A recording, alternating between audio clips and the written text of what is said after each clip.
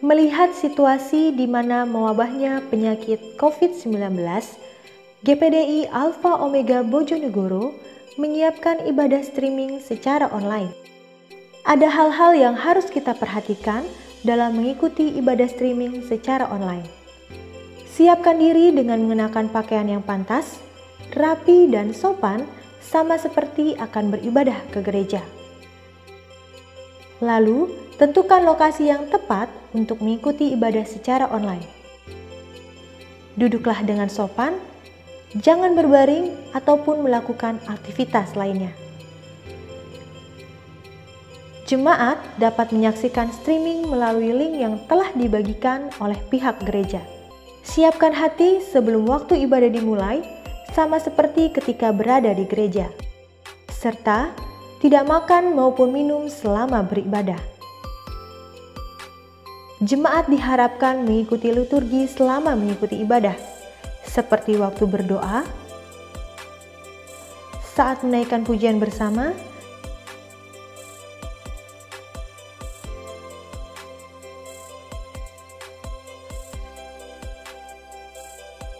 dan saat mendengarkan firman Tuhan. Diharapkan jemaat mengikuti seluruh jalannya ibadah online hingga selesai. Siapkan hati, siapkan diri, mari kita masuk ke hadirat-Nya yang kudus dan rasakan kuasa-Nya bekerja atas kita.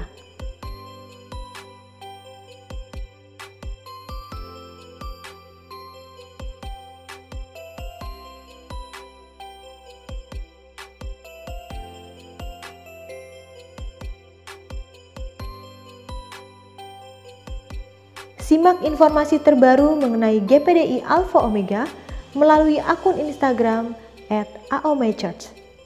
Tuhan Yesus memberkati.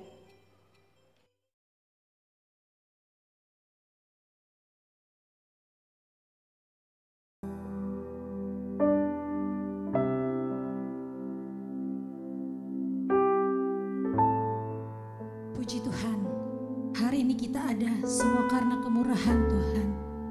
Kita sehat, kita kuat, itu semua karena Tuhan. Mari saat ini kita fokuskan hati kita, pikiran kita hanya kepada Tuhan. Kita naikkan syukur kita kepada Tuhan. Haleluya Yesus. Terima kasih Bapa di dalam surga. Terima kasih. Terima kasih Tuhan, sebab Engkau begitu baik dalam kehidupan kami. Engkau berkuasa atas hidup kami ya Bapa. Sepanjang minggu ini kami sudah lalui. Kami lalui bersama dengan Engkau. Berkat-berkat yang baru Engkau limpahkan atas kami. Dan kami pun percaya hari-hari ke depan kami ada dalam tangan Engkau. Dan hari ini kami ada sebagaimana kami ada semua karena Engkau. Oleh sebab itu kami rindu lagi untuk memuji Engkau. Kami rindu lagi meninggikan Engkau, Allah yang hidup. Kami rindu menaikkan syukur kami kepada Engkau sebab Engkau begitu baik dalam hidup kami. Terima kasih, terima kasih. Terima kasih, hadirlah Tuhan dimanapun kami berada saat ini. Baik kami bersama dengan keluarga kami, baik kami bersama dengan rekan-rekan kami ya Bapa. Kami percaya Engkau ada dengan kami. Kau siap melawat kami, Kau siap menjamah setiap hati kami ya Tuhan. Terima kasih Bapa, terima kasih. Kami akan memulai ibadah kami di dalam nama Tuhan Yesus Kristus. Haleluya, amin.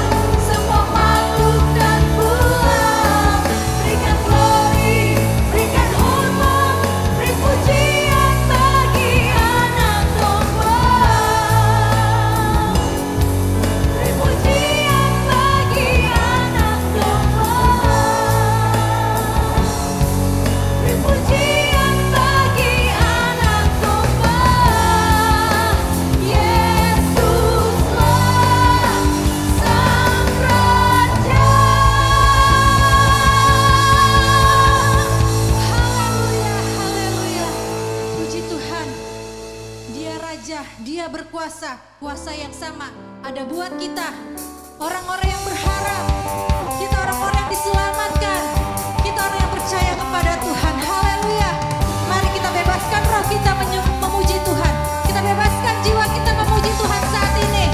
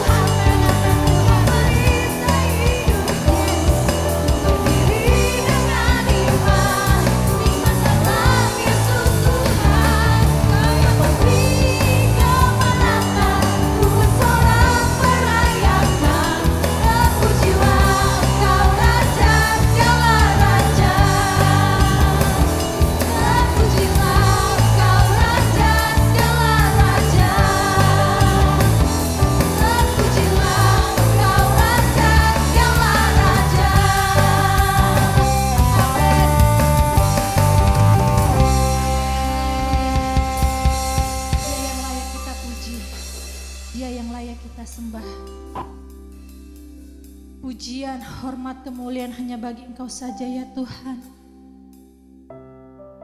Saat hari ini kami rindu lagi firman-Mu. Firman-Mu yang menguatkan kami.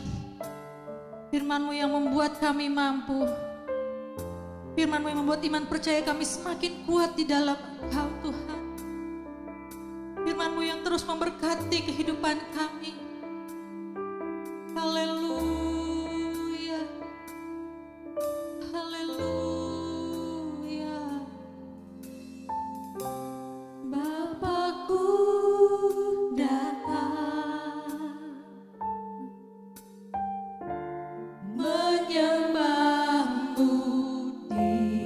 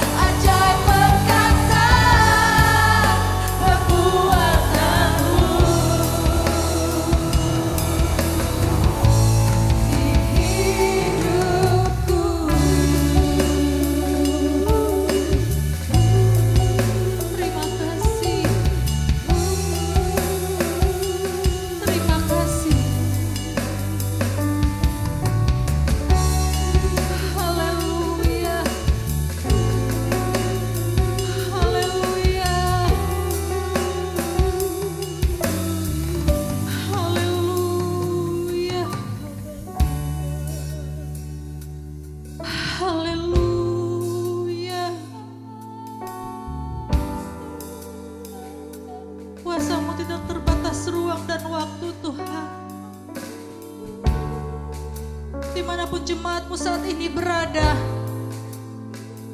Kau melihat setiap hati kami.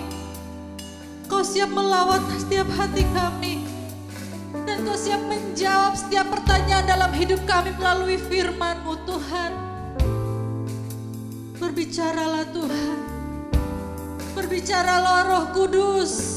Urapi hamba-Mu. Urapi firman-Mu. Hingga firman-Mu benar-benar hidup dalam setiap kami yang mendengarkan, Tuhan. Firman-Mu yang memberikan kami kekuatan.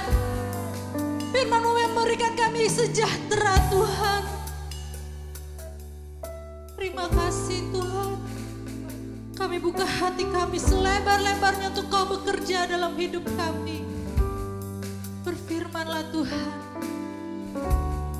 Kami siap mendengar firman-Mu. Dalam nama Tuhan Yesus Kristus. Haleluya. Amin.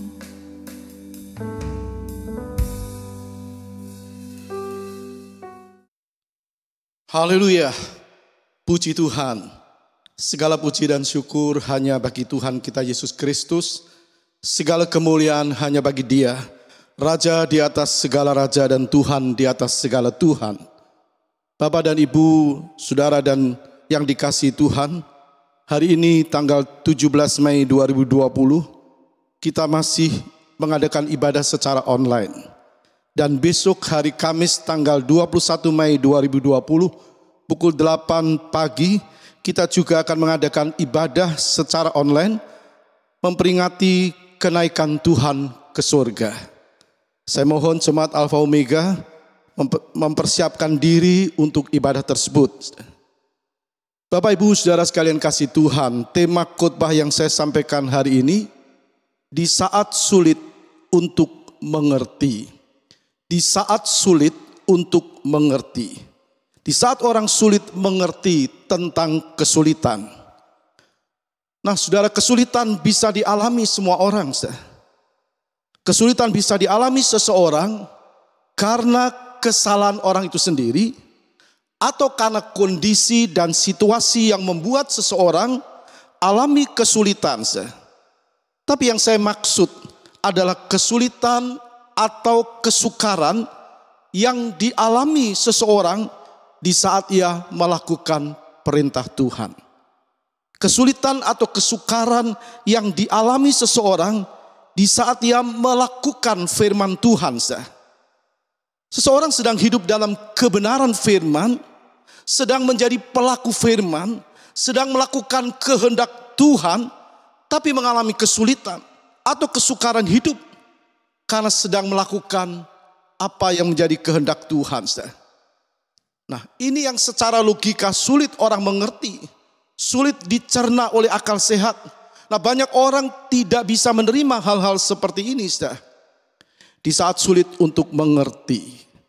Ayat pokok kita terambil dalam kitab 1 Raja-Raja pasal 17 ayat yang ketiga. 1 Raja-Raja 17 ayat yang ketiga. Pergilah dari sini, berjalanlah ke timur, dan bersembunyilah di tepi sungai Krit, di sebelah timur sungai Yordan. Ini perkataan Tuhan, ini perintah Tuhan, ini ucapan Tuhan untuk Nabi Elia agar ia pergi ke sungai Krit. Sungai Krit, di mana sungai Krit? Mengapa Tuhan suruh Elia bersembunyi di sungai Krit? Bukankah dia sedang melakukan perintah Tuhan? Di mana sungai Krit? Apa yang terjadi di sungai Krit? Sungai Krit letaknya di sebelah timur sungai Yordan. Sungai Krit ini adalah anak sungai Yabesi dan airnya tergantung musim. Jadi kalau musim hujan airnya melimpah. Tapi kalau musim kering tidak ada air. Sungai Krit adalah sungai yang kecil yang bermuara di sungai Yordan. Jadi Tuhan suruh Elia pergi ke sungai Krit. Nah, sungai Krit adalah sungai yang kecil yang bermuara di sungai Yordan. Jadi tidak ada yang istimewa dengan sungai Krit. Justru inilah yang menarik. Maksudnya ketidakmenariknya sungai Krit Ketidakistimewaan sungai Krit inilah justru yang menarik hatinya Tuhan. Apakah aneh Tuhan tertarik dengan sungai Krit? Apakah Tuhan katakan aneh kalau Tuhan tertarik yang manusia tidak tertarik? Tentu tidak. Itu terserah Tuhan. Tuhan yang punya cara pandang. Tuhan kan punya cara pandang sendiri, caranya sendiri. Jadi menarik atau tidak tergantung. Maksudnya menarik atau tidak itu tergantung dari apa yang dihasilkannya, bukan dari penampilannya. Dan itulah sungai Krit.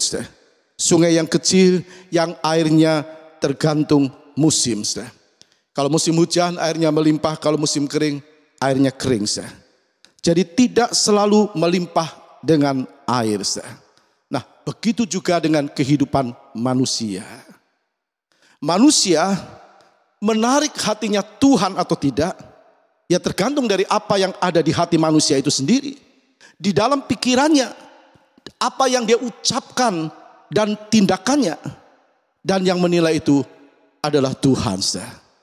Tuhan yang berhak menilai. Kembali kepada kisah ini, mengapa Tuhan suruh Elia bersembunyi di sungai Krit? Karena ancaman Raja Ahab. Siapa Ahab? Dan mengapa mengancam Elia? Ahab adalah Raja Israel. Ditulis dalam 1 Raja-Raja 16 ayat 29. Ahab anak Omri menjadi raja atas Israel dalam tahun ke-38 Zaman Asa, Raja Yehuda. Jadi Ahab ini adalah Raja Israel.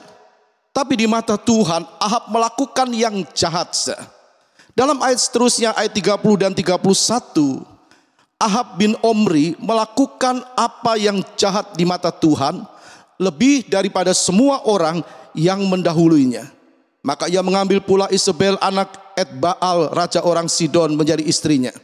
Sehingga ia pergi beribadah kepada Baal dan sujud kepadanya. Jadi Ahab menimbulkan sakit hatinya Tuhan. Dia melakukan yang jahat di mata Tuhan dan menimbulkan sakit hatinya Tuhan. Kita sudah membaca ayat 30 dan 31, kalau kita teruskan ayat 33. Sesudah itu Ahab membuat patung Asyera dan Ahab melanjutkan bertindak demikian sehingga ia menimbulkan sakit hatinya Tuhan Allah Israel lebih dari semua raja-raja Israel yang mendahulunya.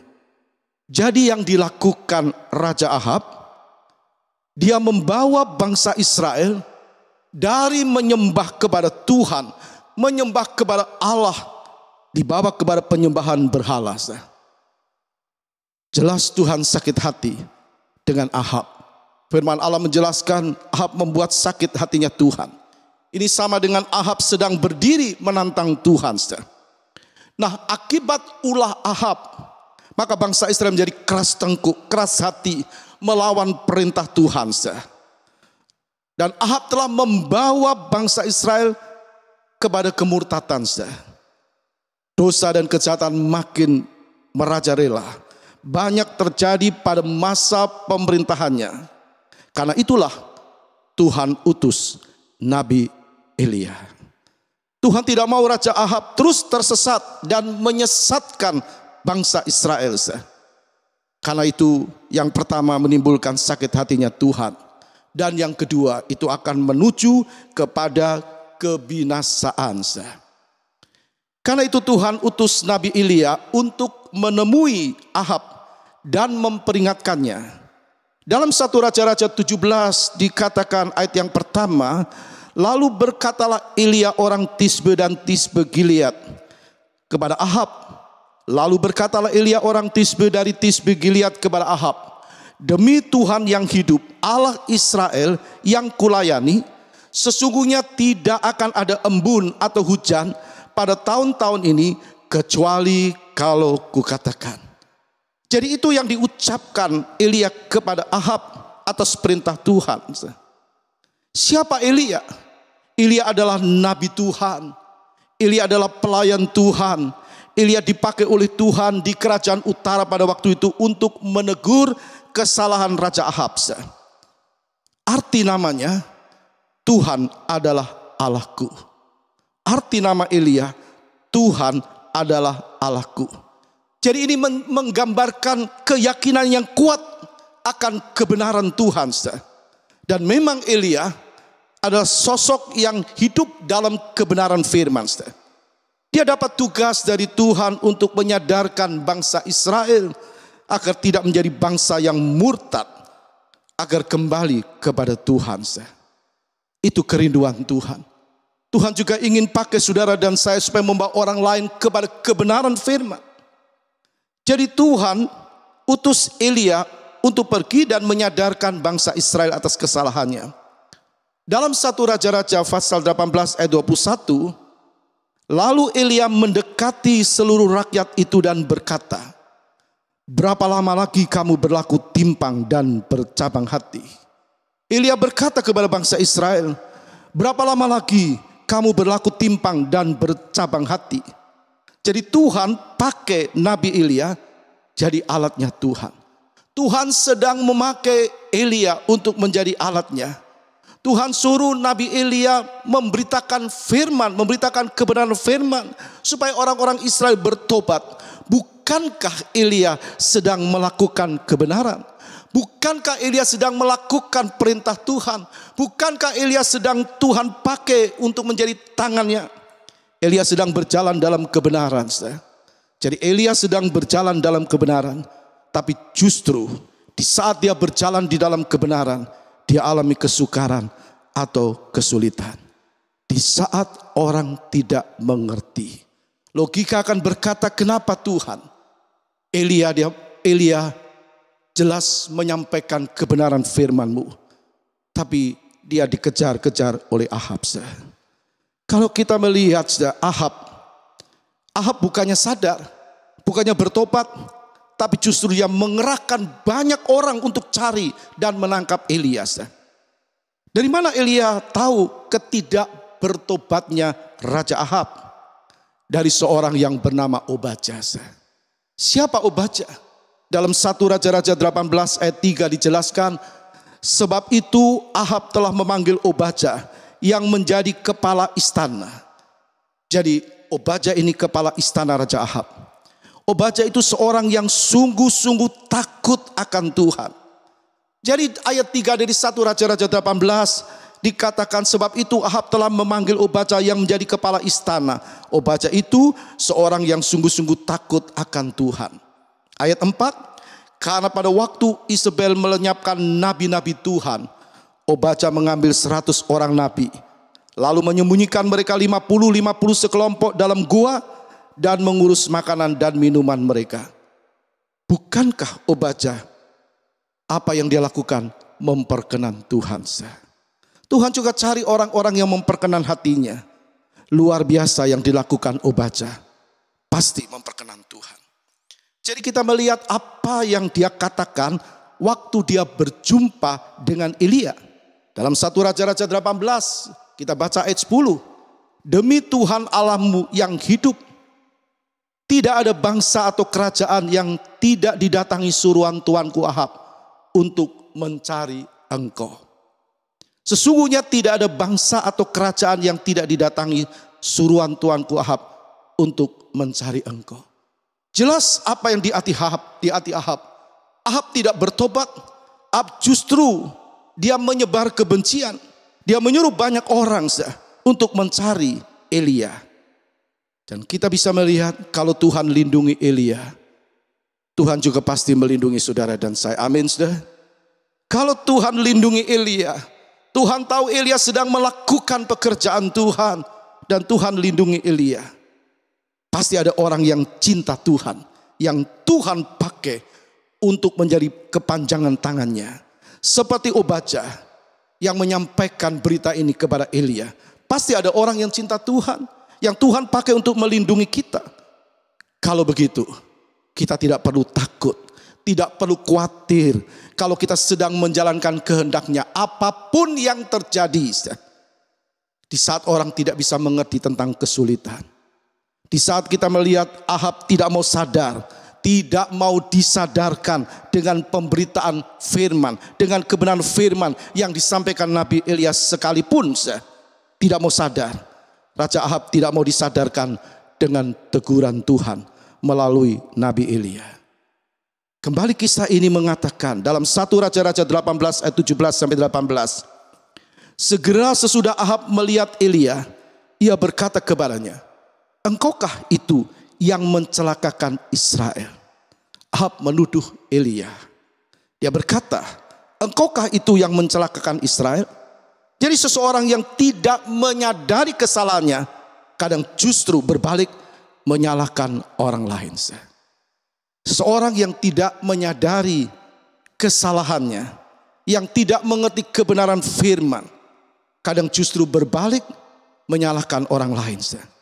Kita lihat jawaban Elia, dia berkata, "Bukan aku yang menyalahkan orang Israel, bukan aku, melainkan engkau dan kaum keluargamu, sebab kamu telah meninggalkan perintah-perintah Tuhan dan engkau ini telah mengikut para Baal." Jadi Elia taat perintah Tuhan dan dia melakukan kebenaran. Sekali lagi, tapi justru yang dia terima adalah kesukaran, adalah kebencian. Dikejar-kejar Ahab. Ahab berupaya menangkap dan membunuh Elia. Ini yang paling sulit dimengerti secara logika. Ini yang orang sulit mengerti dan menyebabkan orang bertanya, kenapa Tuhan Elia yang taat kepadamu, yang hidup dalam kebenaran, yang menyampaikan kebenaran firman-Mu, kok alami kesukaran? Kenapa tidak Ahab saja yang alami kesukaran?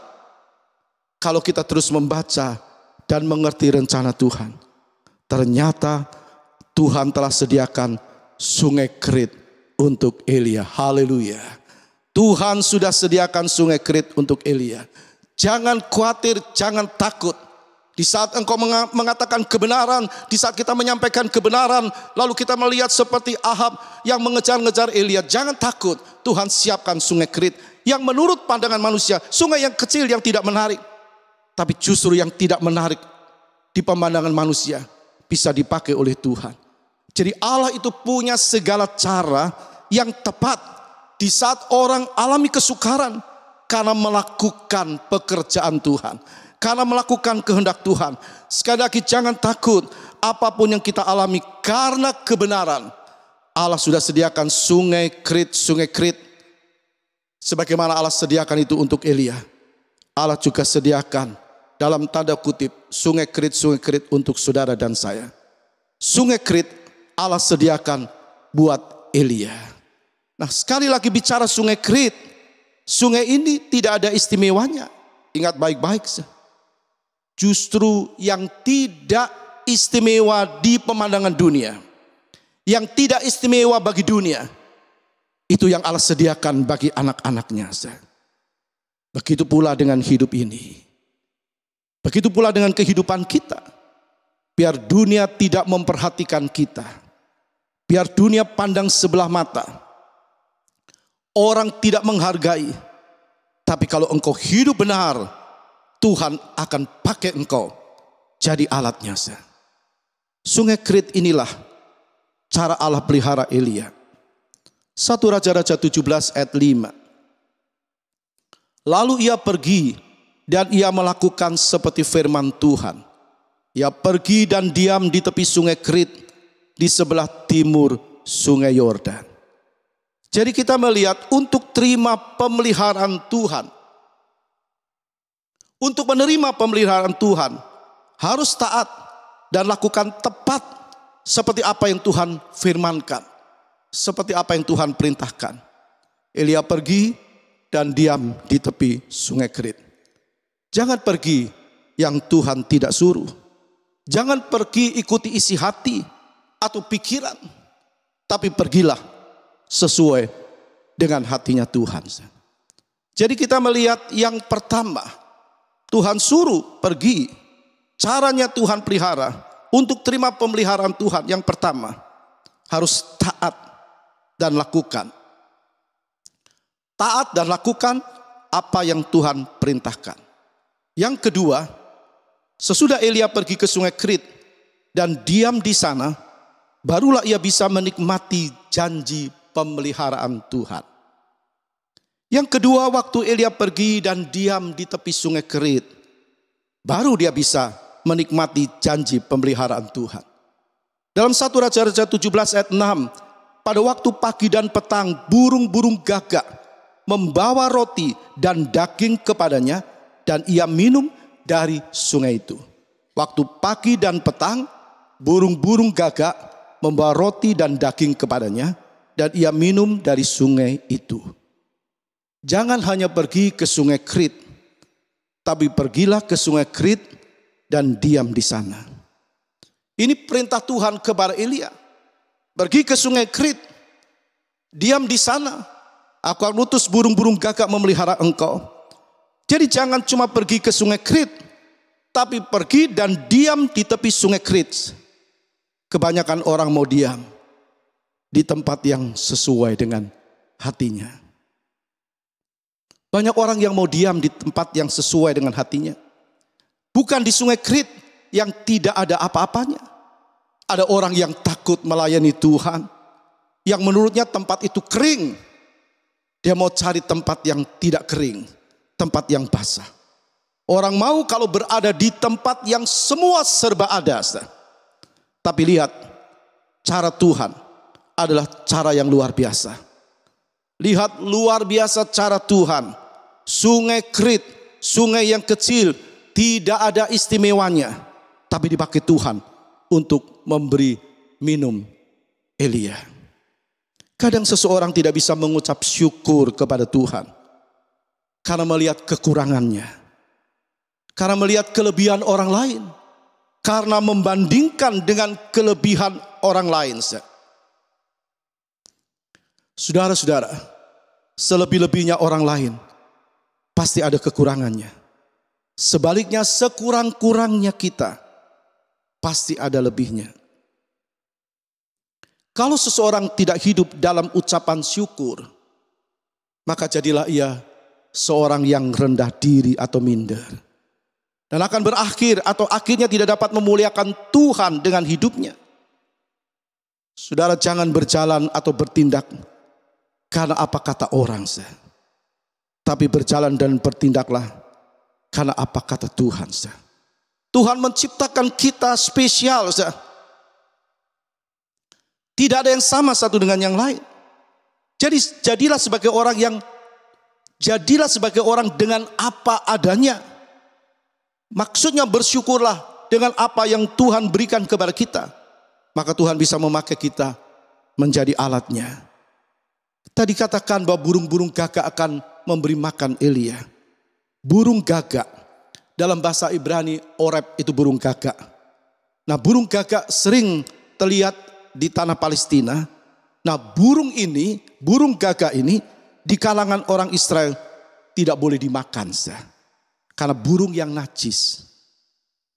Burung gagak ini dikategorikan burung yang najis. Dalam Imamat 11 ayat 13 dan 15. Inilah yang harus kamu jijikkan dari burung-burung. Janganlah dimakan, karena semuanya itu adalah kejijikan. Burung rajawali, ering janggut, dan elang laut. Setiap burung gagak menurut jenisnya.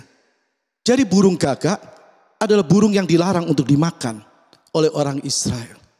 Burung yang najis, burung yang tidak boleh disentuh, tapi justru dipakai Tuhan.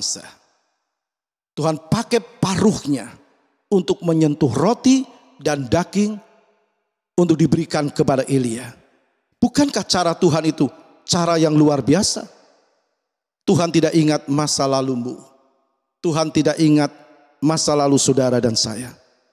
Tapi dia mau lihat sekarang keadaanmu, keadaanku, imanmu, imanku, pengikutanmu, pengikutanku. Kalau hidupmu, kalau hidup kita, kalau hidupmu berubah, Tuhan bisa pakai perkataanmu untuk memberkati orang lain. Dapatkah kita menangkap pengertian ini? Burung gagak, burung yang najis, tidak boleh dimakan, tapi Tuhan pakai paruhnya untuk memberi makan Elia dengan roti dan daging.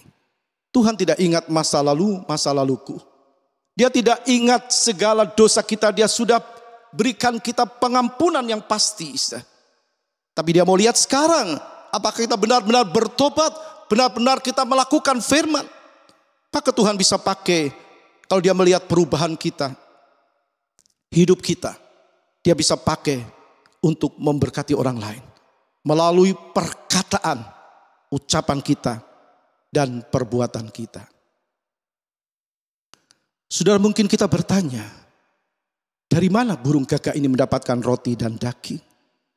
Dari mana dia bisa mendapatkan roti dan daging? Alkitab tidak menjelaskan dari mana burung-burung ini mendapatkannya. Hanya dikatakan bahwa Tuhan telah memerintahkan burung-burung gagak untuk memberi makan Elia. 1 Raja-Raja 17 ayat 4. Engkau dapat minum dari sungai itu, dan burung-burung gagak telah kuperintahkan untuk memberi makan engkau di sana. Jadi Tuhan bilang, burung-burung gagak itu telah diperintahkan Tuhan untuk memberi makan Elia. Bagaimana burung gagak itu bisa memberi makan? Firman Tuhan tulis, mereka telah kuperintahkan.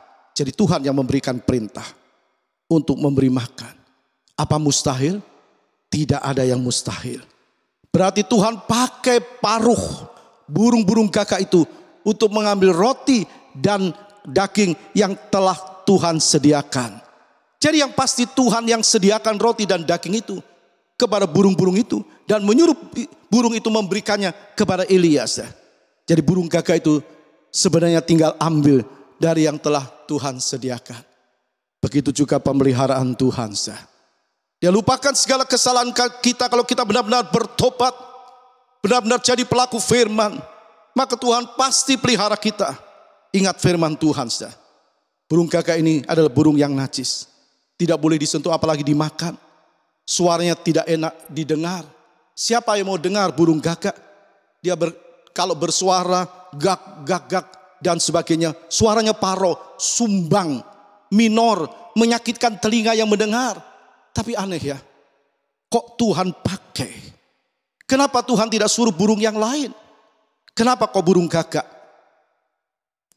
Bapak, Ibu, dan saudara yang dikasihi Tuhan, kembali cara pandang Tuhan itu cara pandang yang luar biasa. Orang bisa berkata, oh, dia itu pikirannya jahat, mulutnya kotor, hatinya tidak bersih, sikapnya arogan. Mungkin ya, tapi mungkin itu dulu. Jangan terus kita pakai hidup ini untuk menghakimi orang lain. Burung gagak paruhnya bisa dipakai Tuhan untuk kirim roti dan daging buat Elia. Demikian pula dengan bibir orang percaya. Tentu Tuhan bisa pakai semua orang untuk jadi alatnya, asal hidupnya benar-benar berubah. Benar-benar sudah berubah, benar-benar sudah bertobat. Tuhan bisa pakai ucapan seseorang, bisa dipakai untuk memberkati banyak orang. Jadi Tuhan yang memelihara Elia waktu alami kesukaran karena melakukan firman-Nya. Kadang kesukaran terjadi sekalipun kita berada dalam kehendak Allah. Jangan salahkan orang lain. Jangan salahkan situasi dan kondisi.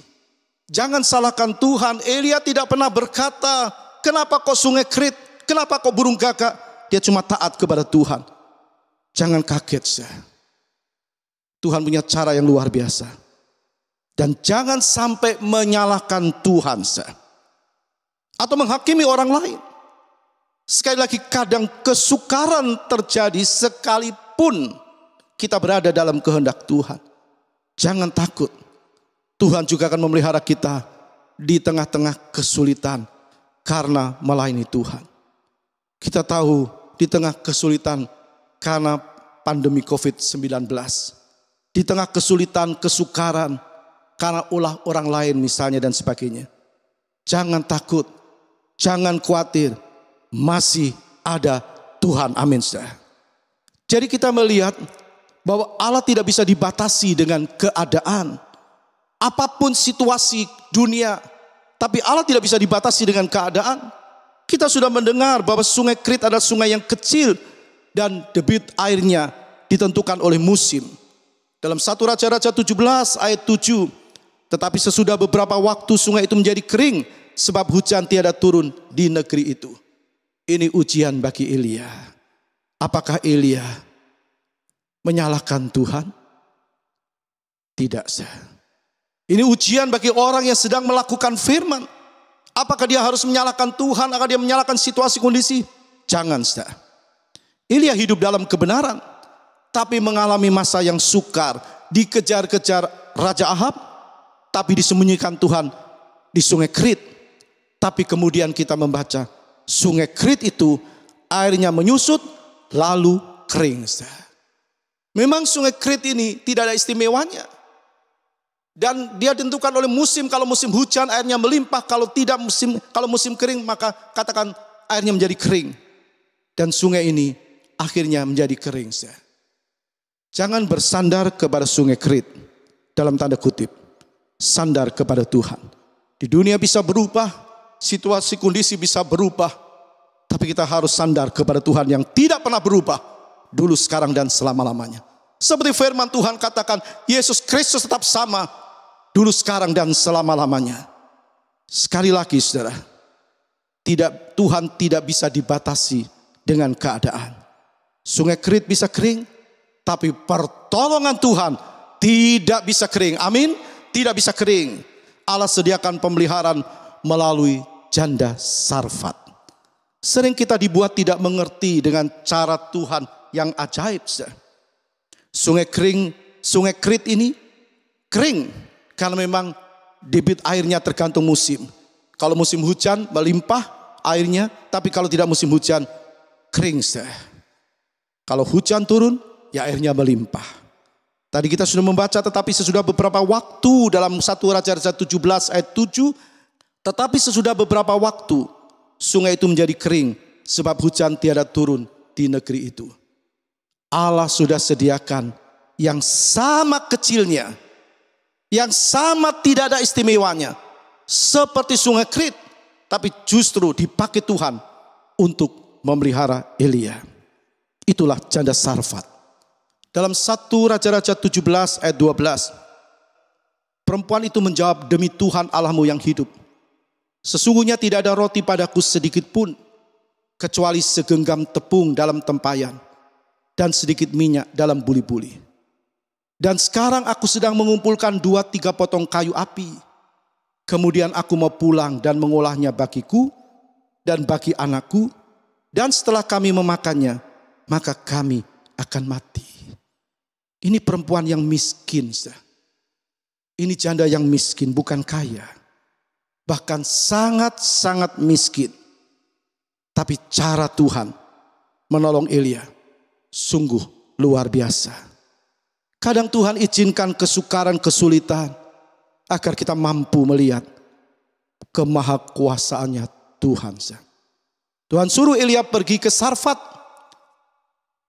Sarfat orang Israel menyebutkan Sarapu atau Saripta, yang artinya tempat peleburan atau tempat untuk memurnikan logam. Jadi benar-benar Elia dimurnikan oleh Tuhan supaya keakuannya, kebanggaan dirinya, kemampuannya dilebur oleh Tuhan menjadi sosok yang taat dan rendah hati.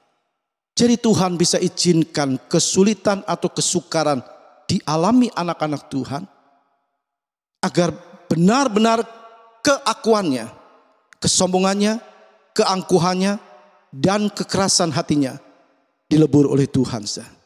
Jadi peleburan itu perlu untuk melihat kemurnian iman seseorang.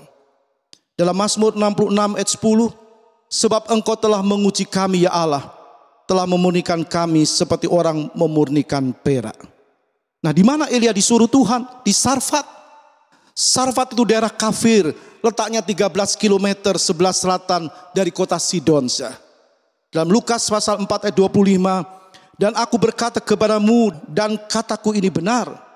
Pada zaman Elia terdapat banyak perempuan janda di Israel ketika langit tertutup selama 3 tahun 6 bulan. Dan ketika bahaya kelaparan hebat menimpa seluruh negeri. Tetapi Elia diutus bukan kepada salah seorang dari mereka, melainkan kepada seorang perempuan janda di Sarfat di tanah Sidon. Menjadi pertanyaan kita, kenapa tidak diutus kepada salah satu janda di Israel? Kenapa harus ke Sidon, ke wilayah kafir, tempat penyembahan berhala? Perhatikan ucapan janda Sarfat dalam 1 Raja-Raja 17 ayat 12a. Perempuan itu menjawab, demi Tuhan Allahmu yang hidup. Dia tidak berkata demi Tuhan Allahku, demi Tuhan Allahmu yang hidup. Jadi jawabnya kita bisa melihat yang pertama, agar janda ini bisa melihat Allah Elia yang Elia sembah adalah Allah yang hidup, pencipta langit dan bumi yang penuh dengan kuasa. Jadi Tuhan utus dari sungai Krit kepada Sarfat supaya janda ini melihat Allah yang Elia sembah adalah Allah yang hidup, pencipta langit dan bumi yang penuh dengan kuasa. Dan yang kedua, agar semua orang di Sarfat tahu siapa Allah yang sebenarnya. Lalu mereka bertobat dan diselamatkan. Jadi di saat orang sulit mengerti, kalau Tuhan izinkan seseorang alami kesukaran atau kesulitan, padahal dia sedang melakukan firman, jangan takut, jangan dihakimi. Tuhan pasti sediakan. Sungai Krit dengan burung-burung gagak, burung yang najis, tapi dipakai Tuhan. Sarfat dengan janda yang miskin, bahkan sangat-sangat miskin. Jadi tunduklah dengan cara Tuhan. Amin. Tunduk dengan cara Tuhan. Tuhan pasti memberkati kita. Jadi saudara, kita tahu bahwa Tuhan Allah yang kita sembah adalah Tuhan yang mengerti dan Tuhan yang peduli. Amin. Mari kita berdoa. Kami berterima kasih kepadamu Tuhan buat kebenaran firman-Mu. Di saat kami sulit mengerti cara-Mu ya Tuhan, biarlah kami tunduk kepada firman-Mu. Kami percaya Engkau punya cara yang ajaib, cara untuk mendewasakan anak-anak-Mu.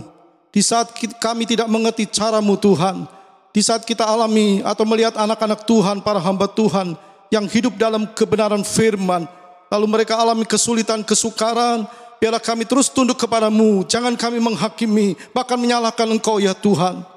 Karena Engkau punya cara yang ajaib untuk mendewasakan anak-anak-Mu. Terima kasih Tuhan, terima kasih. Kami percaya cara-Mu adalah cara yang luar biasa. Biar semua orang tahu bahwa ada penyertaan Tuhan untuk anak-anak-Mu yang menjadi pelaku firman-Mu. Walaupun ada tantangan dan halangan. Terima kasih Tuhan, terima kasih. Dalam situasi yang sekarang ini, kami terus berdoa untuk pemerintah kami, bangsa kami. Tuhan tolong pemerintah yang terus berupaya memutus penyebaran COVID-19. Kami berdoa untuk para dokter, perawat yang ada di garis depan dalam menangani COVID-19 ini. Tuhan lindungi. Tuhan juga tolong dan lindungi TNI dan Polri yang berupaya menjaga keamanan negara kami. Terima kasih Tuhan, Engkau juga berkati kota kami Bojonegoro. Engkau berkati bupati, Engkau berkati juga anak-anak Tuhan di Bojonegoro. Umat-Mu Tuhan, tetap Engkau lindungi kota kami, kota Bojonegoro ini, supaya nama-Mu dipermuliakan. Berkati umat-Mu, jemaat-Mu Alfa Omega, biar menjadi jemaat yang terus tunduk dengan cara Tuhan, dan terus mengerti, dan terus hidup dalam kebenaran firman-Mu. Terpujilah Engkau kekal selama-lamanya. Sekarang saudaraku yang dikasih Kristus, kita mendapatkan berkat dari Allah Bapa, kasih sayang Yesus Kristus, dan persekutuan di dalam Roh Kudus, yaitu di dalam nama Tuhan Yesus Kristus. Hari ini sampai Maranatha, Tuhan Yesus datang yang kedua kali. Haleluya. Amin.